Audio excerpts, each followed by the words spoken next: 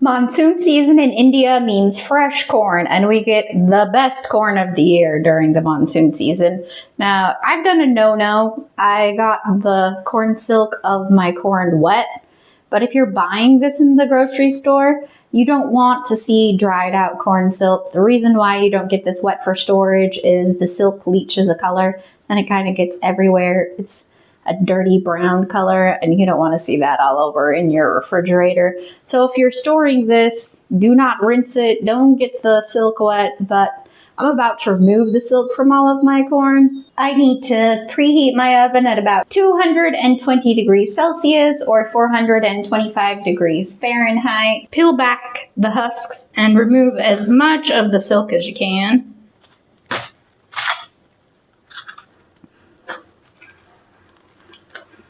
I think I'm just making a big mess here. Now don't pull too hard. We want to put the husk back on the corn because it's going to be roasted inside of the husk in my oven.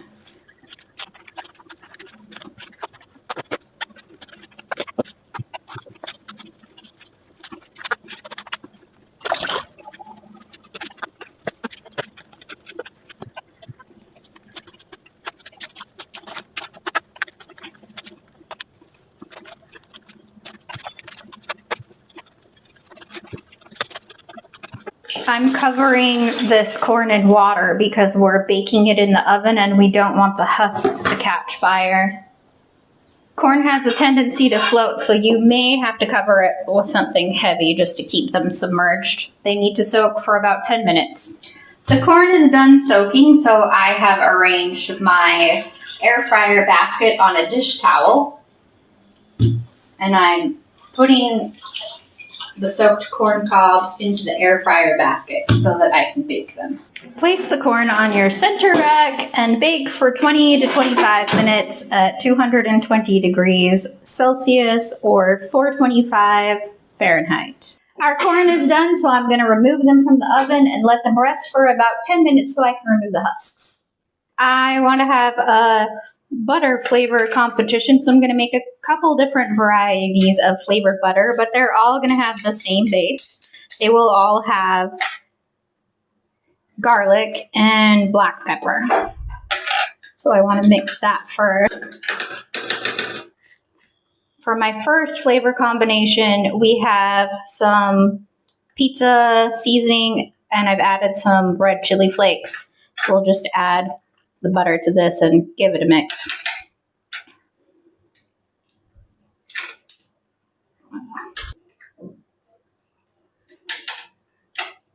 For our second flavor, I've got some chaat masala and red chili flakes.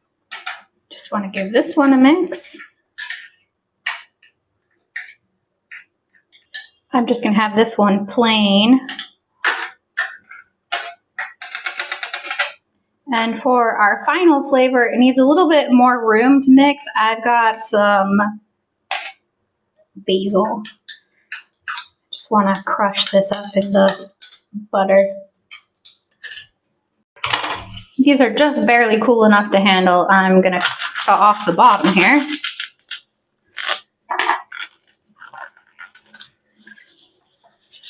I've cut these corn cobs in half and we're putting a skewer all the way through the center so they're easier to handle. So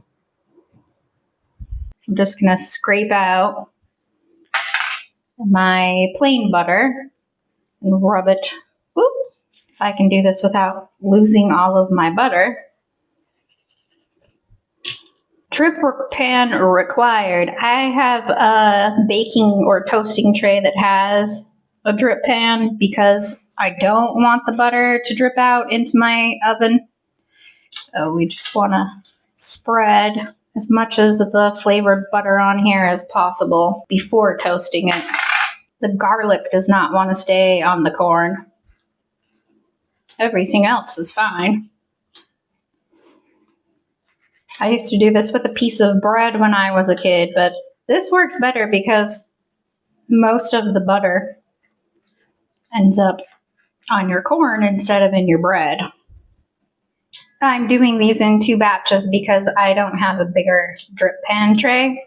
You could probably do this in your air fryer basket if you lined it with tin foil. You just want to prevent the butter from dripping down into your oven heating elements and catching fire or burning.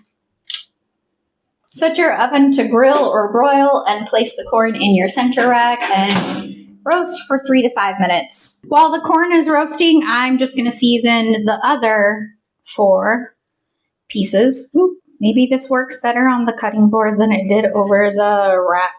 The basil probably would have worked better as a pesto, so maybe that's something you guys could try. I don't know. Give it a try. Let me know how this worked out for you.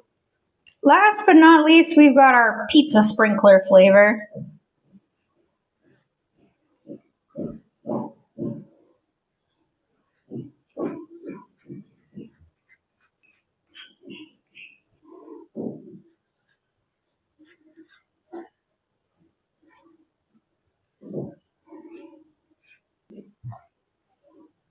It's time for round 2. My husband's come to be the corn taste tester, so let's get started. So here we have our plain old butter and black pepper garlic butter. Let's give it a try. That corn actually roasted really well. That's good. It has way more garlic flavor than I thought was gonna work. Most of the garlic fell off visibly, but that oil is still there. The sweetness of the corn along with the garlic. It doesn't get quite as hot as when you roast it over the fire, but it's still got that caramelized taste. It's really nice. Now we've got our chaat masala and chili flakes. If we want to keep this authentic, we've got to squeeze our lime juice on top. Yeah. Just give it a little roll around. Somehow, the black salt doesn't really add anything. Like the black pepper was better. There's still garlic on there. I don't know what happened here. I can taste the sweetness of the corn and the lime and tiny bit of black pepper.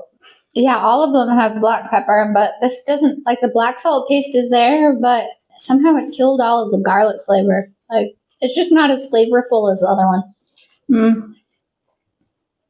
I think the other one was a solid 7 out of 10. I'm thinking this one's more of a 4 or a 5. Now we have our basil corn, and we're probably the most excited for this one. So yeah. I can taste the basil. The heat really mellowed it out. It's really nice and aromatic. It pairs really well with the sweetness of the corn. Unfortunately, I might still rate this about a 7 or 8, just like the regular black pepper. It just, somehow, it doesn't carry the garlic flavor over. So far, the first one was the best, I think. Yeah, unfortunately. And last but not least, we have the pizza sprinkler. I have high hopes for this one. Okay. Yeah, I can taste all the dried oregano, red chili flakes, salt, butter. This one doesn't even have garlic salt in it, but somehow it probably has the most garlic flavor. Maybe the herbs help the garlic stick. I don't know. It's spicy. It's good. But it's a close call between this one and just your regular old garlic butter with black pepper. The heat offsets with the sweetness of the corn. Yeah. I think the basil was my favorite. It had the most potential and definitely the most aromatic, but it wasn't the best flavor. Like the strongest flavor came from the first one. I don't mind the delicate aromatics. So I think the basil is probably my favorite. Which one was your favorite? I think the classic black pepper. And there you have it. Black pepper wins.